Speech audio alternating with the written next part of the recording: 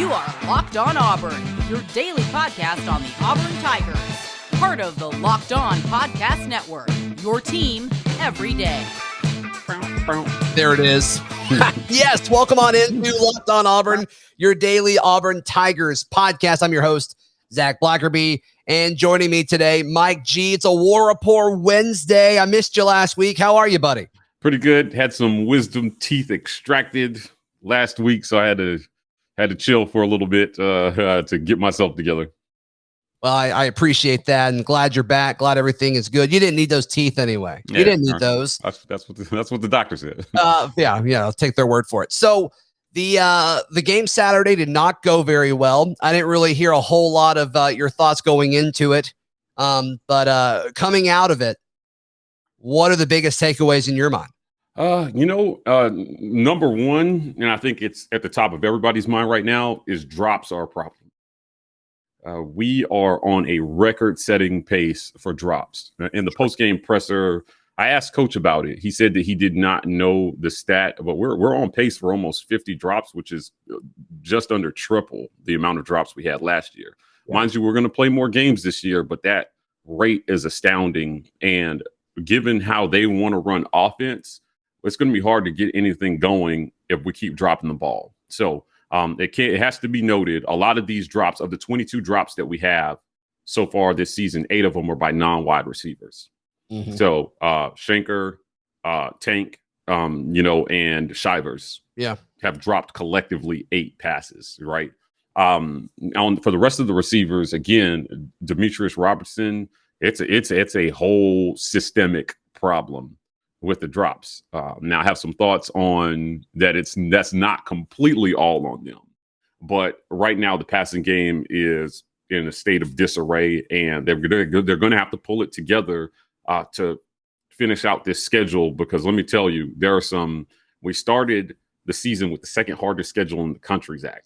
Right. And then, through 2-3 weeks, it looked like some of those games were more winnable. Mm-hmm. And then after the next 3 weeks, they look less winnable, right, in our state. So we're going to have to pull some things together there to kind of get this headed the right direction. So you mentioned it's not all on them, the drops. What would you attribute it to? Listen, ball placement and touch are issues right now. So you're in the camp that Bo throws it too hard. We watch not necessarily always too hard, but we did a watch the film segment last night where we went through every play. Yeah. And touch does matter, especially when you're throwing to non-wide receivers. So, for some players who are not natural pass catchers, you got to help them out a little bit. You got to put a little air under it, make the ball more catchable. The interception that he threw to Shivers, listen, man, I watched that replay 6 ways to Sunday. He got beamed in the face with it. He could barely get his hands up fast enough to catch the ball, and it just bounced off him and then was intercepted. So there was no reason to throw that ball. There were actually some other options on that play. It was clear who the first read was. Right. Yeah. Well, I mean, again, going through your progressions is another thing. But you don't need to go past the first progression if the first progression's open. Yeah. Again, when you look at that, get 2 yards. Yeah. When you look at that, he wasn't really that open though. Like he was open. They just need 2 yards. He was open for 2 yards. Yeah, you got to throw it back. You got to make it. Give him a good chance to catch the ball. Is all I'm saying. Help him out, right? Okay. So receivers can help the quarterback, but the quarterback can also help the receivers. That's a 2-way street. Is all I'm saying. So not all on Bo, right? But not all on the receivers either. Same thing early in the first quarter. There was just a quick out, kind of like a throw to the flat to Robertson. The ball was thrown with too much velocity out in front of him. And it got recorded as a drop, but he made that catch harder than it should have been. So, again, it goes both ways. Robertson is he just got here, right? He was a transfer from Georgia. And, chemistry between receiver and quarterback definitely is an issue if ball placement isn't going to be perfect, right? So it seems like these receivers are struggling with where Bo expects them to be when he throws the ball. We see that a lot, right? There were also some really great catches that got made on Saturday, despite ball placement that wasn't good. So it's not on any one person, I'm stressing, but there is some culpability from the QB position for some of these passes not being as catchable as they should be. And then conversely, look what Bennett did, man. If you want an example, just look across the field. He did a good job just making his ball super catchable. For his receivers. He goes in and gets the ball to his playmakers, and he uses the talent of the guys around him. Yeah, there were some things that were just blatant, though, Zach, like the drop by Shedrick. There was a drop by Shedrick during the game that, again, 100% on Shedrick. Sure. He hit him in the numbers. Yeah, right. Yeah, it was thrown exactly how it should have been thrown. Right. And he's got to catch it. And he tried to trap it rather than catch it with his hands, and he messed it up. Yeah. So, the other thing that, I asked Harsin in one of the post-game pressers was, it was part of the question about the drops, is how do you reevaluate this, man, with as many drops as you have? And, his answer was, and I asked about Elijah Canyon, why haven't we seen Canyon? And he said, the guys that we put on the field, right, are the guys who are practicing well. I'm paraphrasing, but essentially is what he was getting at. He was driving at. So if we're not seeing a guy, that's kind of been the phrasing that he's used every time he's been asked that question, right? Yeah. And the question that I would have as a follow-up would be, but then what's not translating from practice to Saturdays if they're dropping this many balls? Now, we fired our wide receiver coach for what we've been told are performance reasons. And, wasn't going to magically fix all our drop problems. Sure. So there's some things for them to work on. Georgia, if anything, my biggest takeaway is just we have a lot to work on to make sure that this season, they can finish off this season strong and look competitive against what really will be some tough teams. Yeah. Glass half full way of looking at this past Saturday, right, is Georgia has done that to everyone. And Auburn was better against Georgia than every team that they've played so far, with the exception of Clemson. Yep. And they scored 10 points, and most teams have not scored 10 points against them. Listen, most teams have not scored offensive touchdowns versus them. Correct. Period. So that's the glass half full way of looking at it. I'm not big on the whole transitive wins in sports, because I don't think it matters, because it's all about matchups and where the game's being played, and there's a million factors that go into it. But that's the glass half full way of looking at Saturday. Yeah, the other glass half full way of looking at it was we did move the ball. Yeah, we moved the ball up and down the field on them, but we couldn't finish drives, and we had key mistakes that stopped those drives. The first rushing touchdown they've given up all season, they gave up to us.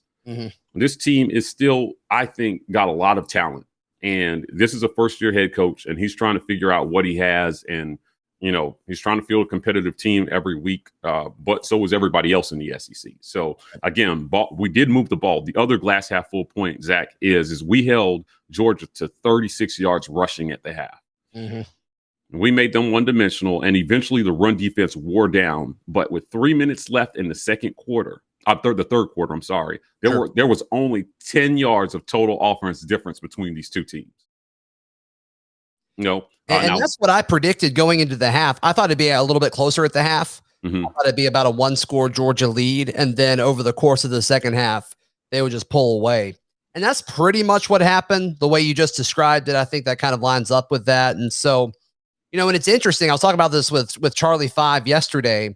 The game kind of went like a lot of people expected it to. And in some cases, it went better than some people may have predicted. For sure. And it's still hard to walk away from that game, even though it's kind of going the way you expected it to, and not kind of look ahead and be like, man, there's going to be some tough games, including the one this Saturday for these for this team. Yeah, we've got to improve. That's the bottom line. This coach knows it. He knows that they just flat out have to play better. On Monday, I also asked, how do you get back to the run with teams loading the box against you every week and daring you to throw, coach? His response, I thought, was excellent. He said, we got to stop losing first and second down.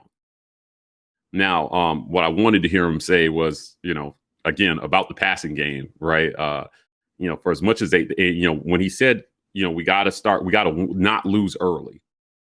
we went back and we looked at the run pass balance since Penn State. He's absolutely right. It's about 50-50 until they get down. So they've got to find a way to win more early so that the run game stays viable, because that's where Auburn's strength is at. Sure. Now you do that by not dropping passes when your quarterback makes good throws, flat out. When Bo makes a throw, they got to help him out, right? And, when Bo makes a throw, sometimes he's got to help the receiver out. You got to throw people open, help them out, man. It's a whole team. Beating Georgia was always going to be a whole team effort. It was never going to be on any one person. So if you're looking at that game and you blamed Bo, you're off base. But if you're looking at that game and you're also only blaming the receivers or the line, you're also off base, right? So they've got to figure a way to come together as a unit. I will say this. In the aftermath of this game, Bo was doing an interview where he kind of called out the referees. Yeah. Now, Zach, I'm not a big fan of this, but he's absolutely right. I think he is too. I think he was dead on. Some of those calls were egregiously missed.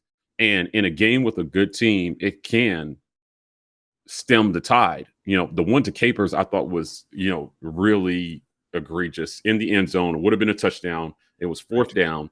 And the referee was I pointed out on the film review, he was standing 3 yards away looking at it from the right angle.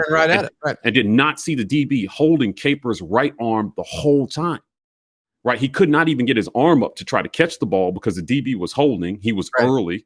And they didn't call it. And that would have been a fresh set of downs from the 2-yard line.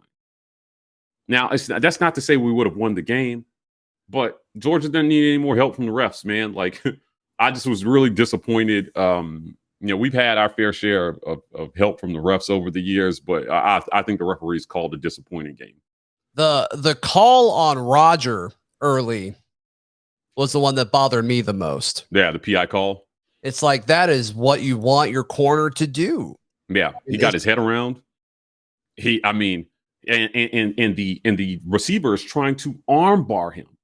Yeah. What do you expect him to do? Right. I just did not understand that. Listen, the unsportsmanlike on Kaufman, I did not like.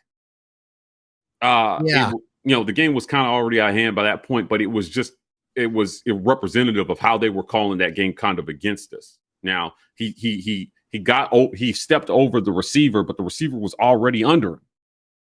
Right. I didn't understand what did they want. Now, he did it with some attitude, but he was going to have to step over him anyway. I thought that was such an unnecessary call.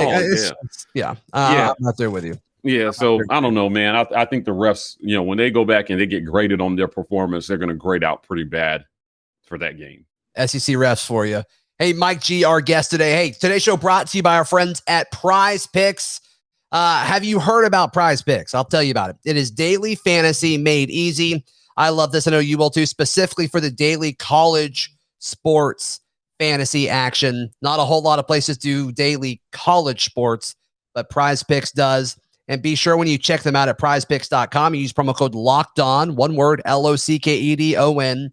And any deposit you make, they will match it. Free money up to $100.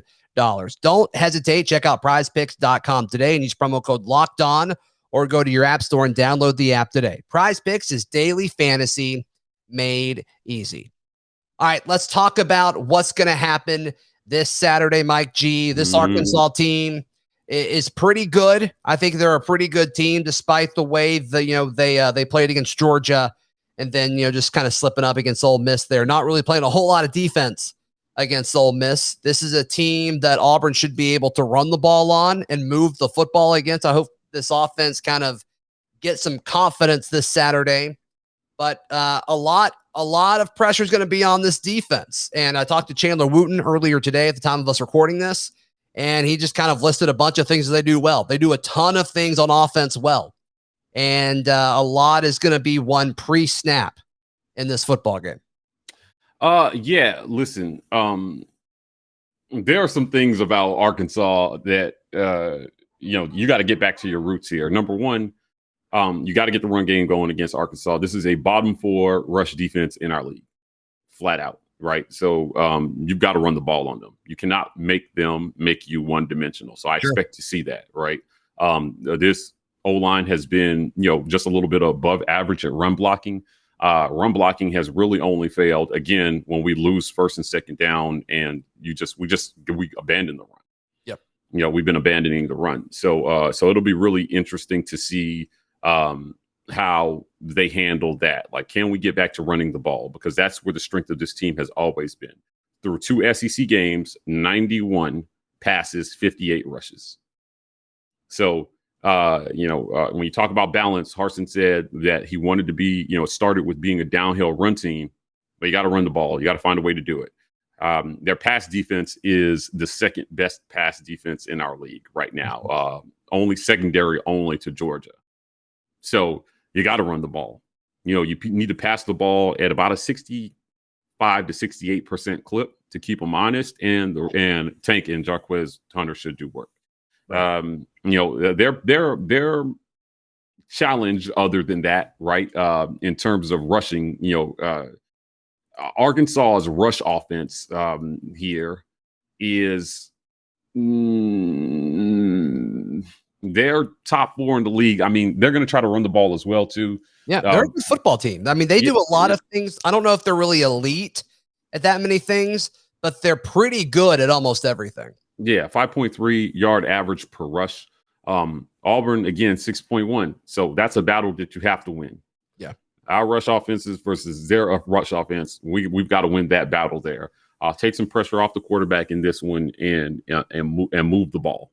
So, the receivers have got to come back. They've got to bounce back from this. And, I'm going to be keeping an eye on wide receiver rotations again. Our coach has said you have to earn the right to play in practice. It's his story. He's sticking to it. So if the guys on the field are earning the right, they've got to have better production. Defensively, Zacoby McClain had a really disappointing missed tackle against Georgia late in the fourth quarter where he just completely whiffed on the running back, and they ended up scoring on that play. Yeah. We've got to get back to that. Our rush defense is the strength of this team. It is the absolute best aspect of this team. So, for Arkansas, this game ends up being strength on strength, right? Their rush offense versus our rush defense. Right. If we win this battle, we win this game. And I love that this Auburn defense has played against rushing quarterbacks already this season. Mm-hmm. I think that is something that's attractive and appealing. Is KJ Jefferson better at running than the other mobile quarterbacks they've faced so far? Sure. But from a mental rep and just kind of understanding and probably, game plan install, I bet there's some things that they've already done this year that they're going to do again. So I like that a lot. Hopefully Owen Papo is back this week. We said that the last 2 weeks, but boy, they need him this weekend, big time, because I think you're going to see more 3 linebacker sets if Owen comes back. I think Chandler Wooten has earned that. I think you want to see all 3 of those guys. Mm-hmm. And then, just as far as the rotation up front, I think that's going to be interesting with them running the ball. How much is Eku Leota play? Because he's become a dude that I want on the field as much as possible. Yeah, he is a better pass rusher than he is a run defender. Yeah, he was tracking. He was tracking guys down. I thought he had a fairly good game against Georgia. Looking at KJ Jefferson, kind of circling back around to KJ Jefferson. Sure. You got to get to him, man. Listen, their line is not great in pass pro. They're not. So when he drops back, you got to get him.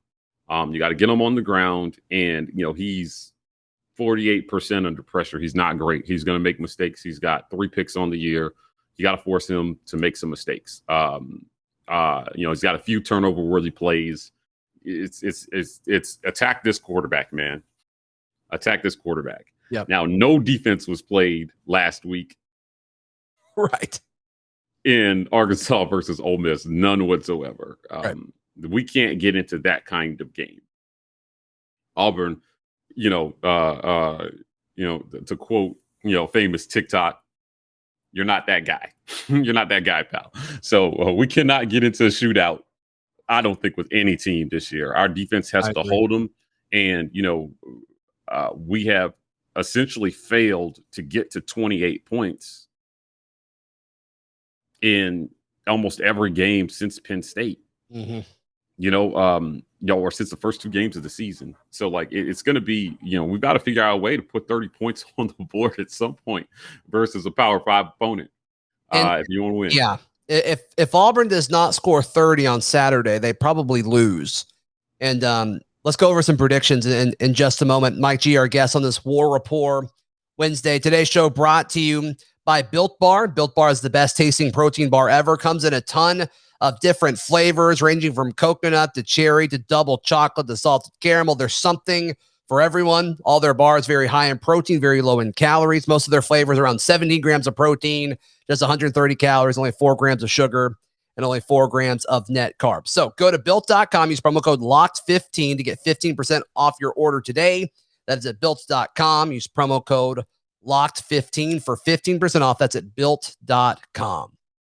Mike G, I'm feeling this game will be, I think my pick is going to be 27-24 Arkansas. I think Arkansas is going to win this game in a close one. Because we're going strength on strength here, I'm going to bet on Auburn's run defense. Okay.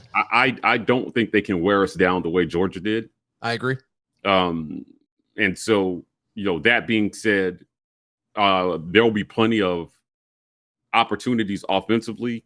If we can get back to the run, I like that. If the receivers can make a few more plays for our quarterback, right? Again, can't stress enough. It's going to go both ways in the pass game. Sure. Bo makes a few better passes. The receivers make a few more catches and a few less drops. I like Auburn in this one. I think that it will be a close one, but I also think that Auburn can win this by about 10 points as well, too. So I can see a 30-20 type game here. I think this will be the week that they actually do break 28 points. I'm hoping to see Jarquez Hunter get some more touches. I think he's earned it. And we're 6 games in, so our offensive coaches have to start playing to what we know our team's strengths are. Right now, pass catching is not one of them. That's true. So the play calling has to account for that. And I'm wondering how much longer we're going to see them try to force this square peg down this round hole and just accept we don't do this well. We need to pick our spots, kind of like what Georgia did with Bennett. Mm-hmm. They managed him, man. He threw about 20 passes against us, but prior to that, he had not thrown more than 15 passes in any game this season. Right? He just hits those passes as a high enough clip that you got to respect it. And then they lean on the run game. So we took away their run game and forced him to throw the ball more than 15 times. Now, the problem with that was he hit those passes, right? Just enough that their run game was able to get going late in the game. So, for us, conversely, we just need to manage our quarterback, give him good throws, pick our spots a little better in the passing game so that they cannot load the box up against our running backs, control the clock, limit Arkansas's offensive possessions. I want to wrap up today's show, Mike G, with the conversation about what a win this Saturday would mean and what a loss would mean for the rest of the season. So a win, it feels like 2 weeks ago, right after Auburn beats LSU. Maybe not quite as euphoric, but I still think you get confidence going into the rest of the schedule. Can you beat Ole Miss at that point? Can you beat A&M? I think the confidence goes up across the team, across the fan base, across the SEC, all that good stuff. The other side of it is, it's like, okay, maybe you can get one of those. And then hopefully you take care of business against Mississippi State and South Carolina. It's just to me, this is just a big game from a confidence standpoint, because if you can beat Arkansas on the road, you can beat Ole Miss at home. You know what I mean? Right. The significance of Bo going on the road twice in the SEC and coming out with the win cannot be understated. Because that's not something he's done very often in his career here at Auburn. So, he went into Death Valley and got our first win in 21 years. And make no mistake, that win was all about Bo. Just a playmaker making plays. Specifically backyard Bo. Yeah, backyard Bo. I said it on Twitter, backyard Bo, however, is not a strategy.